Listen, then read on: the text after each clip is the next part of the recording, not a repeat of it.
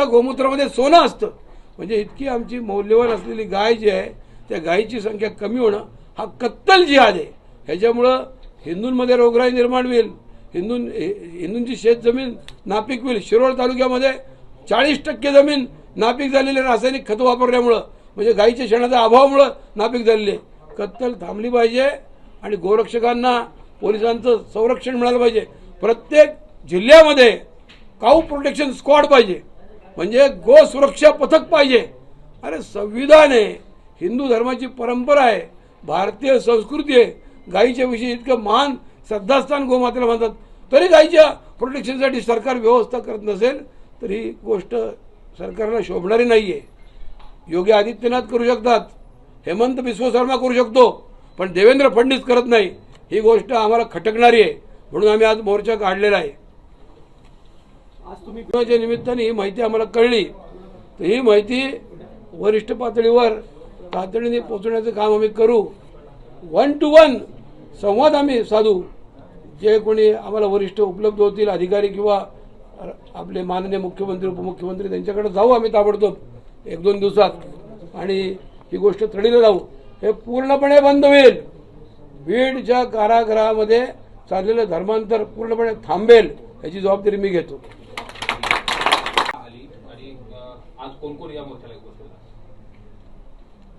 हिंदूंचंच हिंदूंकडे लक्ष नाही म्हणून आक्रोश करण्याची वेळ आली.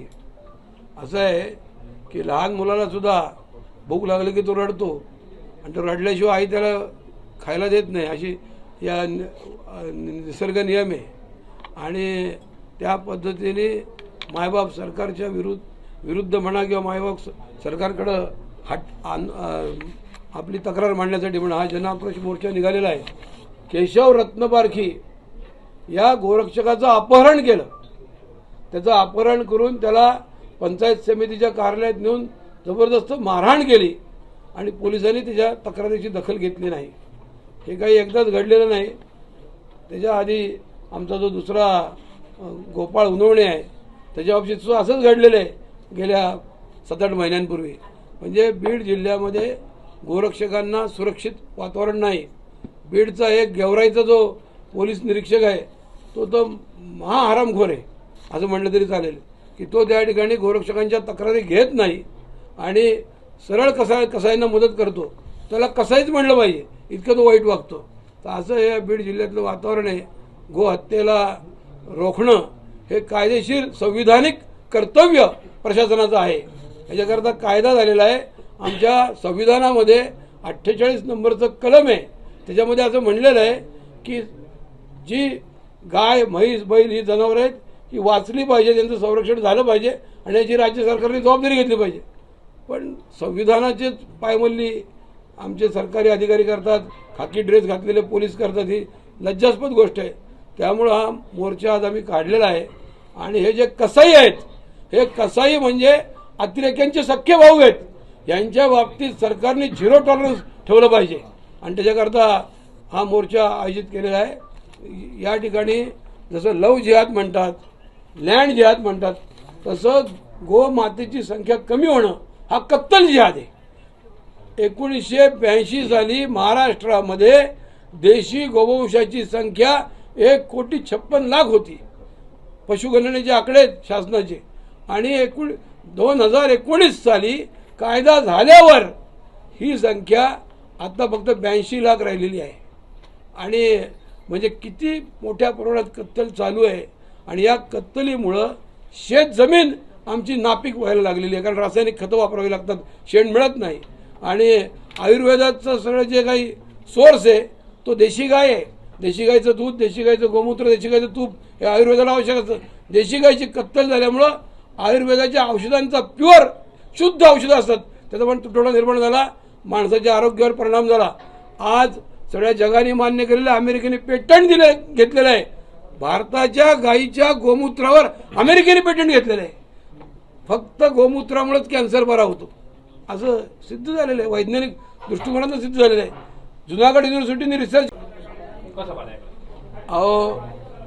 अजित पवारांनाच माझं असं सांगणं आहे, तुमच्या जिल्ह्याचे ते पालकमंत्री आहेत, तुम्ही जरा नीट राजकारणाचं काम करत जावं म्हणा. तुमचा पक्ष हिंदूंच्या मतांवरच निवडून येतो आणि तुम्ही हिंदूंच्या मतांवर निवडून आलेल्या असताना सुद्धा तुम्ही हिंदू हिताची भूमिका मांडणाऱ्या संग्राम जगतापवर कारवाईचे आदेश द्यायचा प्रयत्न करता. हे चांगलं नाही आहे, हे अत्यंत चुकीचं आहे आणि हिंदू समाजाचा एक प्रकारे दुखवण्याचा प्रयत्न आहे. तर तुम्ही तुमच्या राजकारणाची जी दिशा आहे त्या चुकीच्या दिशेने तुमचं राजकारण नेऊ नका. तुम्ही भारतीय जनता पार्टीचे सरकारमध्ये सहयोगी सदस्य आहात, तर तुम्हाला काहीतरी 4 गोष्टी चांगल्या लक्ष देण्याची अपेक्षा आहे. आणि ज्या वेळेला 370 कलम नष्ट केलं त्यावेळेला सगळ्यात पहिल्यांदा अभिनंदन अजित पवारनी केलं आणि दुसरं अभिनंदन ज्योतिरादित्य शिंदेनी केलं. म्हणजे ही स्वतः राष्ट्रभक्त मंडळी आहेत, त्यांच्याकडनं अशी अपेक्षा नाही. पण तुम्ही आज आम्हाला निराश केलेलं आहे असं आम्ही अजित पवारांना म्हणू शकतो. सर्वप्रथम मी ॲडव्होकेट आगाव यांचं अभिनंदन करतो की त्यांनी मला ही तक्रार दिली आणि एवढी संवेदनशीलता त्यांच्याकडे आहे. आणि सगळ्या पत्रकार बंधूंचं पण स्वागत करतो की त्यांना सुद्धा या प्रश्नाची जी गांभीर्य आहे ते लक्षात आलेलं आहे. तर मुद्दा असा आहे की असं जर काही होत असेल तर हे अतिशय धक्कादायक आहे. आणि मला इथं आल्यावरच ही गोष्ट कळलेली आहे की या जेलमध्ये धर्मांतराचं वातावरण आहे आणि हा पेट्रस जोसेफ गायकवाड हा जो कैदी जेलर आहे, हा जेलर याला कारणीभूत आहे. तर या जेलरला ताबडतोब सस्पेंड केलं पाहिजे. आणि योगेश देसाई हा जो याच्यातला अधिकारी आहे, हा अधिकारी आपलं काम नीट बजावत नाही आहे आणि तो त्याला सहानुभूती दाखवतो पेट्रस गायकवाडला. तर हे अत्यंत चुकीचं आहे. कोणताही दबाव दाखवून, कोणतंही आमिष दाखवून कुठल्याही व्यक्तीचं धर्मांतर करणं हा गुन्हा आहे.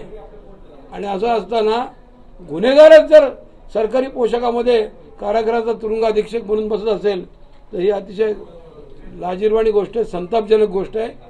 या पेट्रस गायकवाडची ताबडतोब त्याच्यावर कारवाई झाली पाहिजे, त्याला सस्पेंड केलं पाहिजे, त्याची चौकशी केली पाहिजे अशी आमची मागणी आहे. आणि आज आम्ही या आंदोलनाला आलो, त्या संघटनांचा जो विरोध आहे तो विरोध त्यांना चुकीची माहिती मिळाल्यामुळं झालेला विरोध आहे. पुण्यामध्ये मी नगरसेवक असताना डॉक्टर आंबेडकर हॉस्टेल बांधलेले महानगरपालिकेच्या खर्चानी महानगरपालिकेचा मागासवर्गीय कल्याणकारी निधी 1,04,00,000 एवढा निधी हा काँग्रेसचे त्यावेळेचे नगरसेवक सुब्राव कदम हे कचरा डेपोसाठी वापरायला निघाले होते. मी त्याला विरोध करून तो निधी गरीब, दलित, शोषित, पीडित समाजाच्या विद्यार्थ्यांच्यासाठी वापरायला लावला. आणि 1994 साली मी या हॉस्टेलचं उद्घाटन गोपीनाथ मुंडेंच्या हस्ते केलेलं आहे. म्हणजे मी किती प्रामाणिक कार्यकर्ता आहे हे त्यांना माहिती आहे. परंतु त्यांना कोणीतरी फूस लावणारे लोक आहेत आणि त्यांना फूस लावल्यामुळं त्या अशा प्रकारचं वातावरण निर्मिती त्यांनी केलेली आहे. पण मी डॉक्टर आंबेडकरांचा भक्त आहे. मी डॉक्टर आंबेडकरांच्या विषयी पुण्यामध्ये दरवर्षी कार्यक्रम घेतो 2015 सालापासून की डॉक्टर आंबेडकरांनी बौद्ध धर्माचा स्वीकार करून भारतीय संस्कृतीचं रक्षण केलं, राष्ट्रीय एकात्मतेचं रक्षण केलं. म्हणून आम्ही राष्ट्रीय एकात्मता दिन पाळतो 14 ऑक्टोबर, तो आजचा दिवस आहे. म्हणून आम्हाला कार्यक्रम उद्या घ्यावा लागला इथल्या मोर्चामुळं. तर इतकं प्रामाणिकपणे आम्ही काम करतो. त्यांनाही माहिती आहे, पण त्यांना भडकवणारे काही लोक आहेत, त्यामुळं ते असं करतात. त्याच्याविषयी त्यांनी नीट विचार करून अभ्यास करून काम करावं असं माझी विनंती त्यांना. ते माझे सख्खे भाऊ आहेत. हिंदू बौद्ध सगळे भाई, दुजेपन की बात कहां से आई ही माझी घोषणा आहे.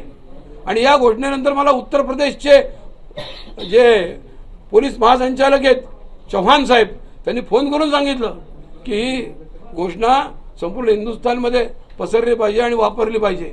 आणि एवढंच नाही तर सगळ्यात महत्त्वाचं म्हणजे सुप्रीम कोर्टाचे एक वकील ॲडव्होकेट मकरंद आडकर या माझ्या राष्ट्रीय एकात्मता दिनाच्या कार्यक्रमाची संकल्पना फक्त फेसबुकवर पाहून पुण्यात आले आणि त्यांनी या कार्यक्रमामध्ये प्रमुख भाषण केलं. इतकं आम्ही प्रामाणिकपणे काम करणारी माणसं आहोत. एबीपी माझा, उघडा डोळे बघा नीट.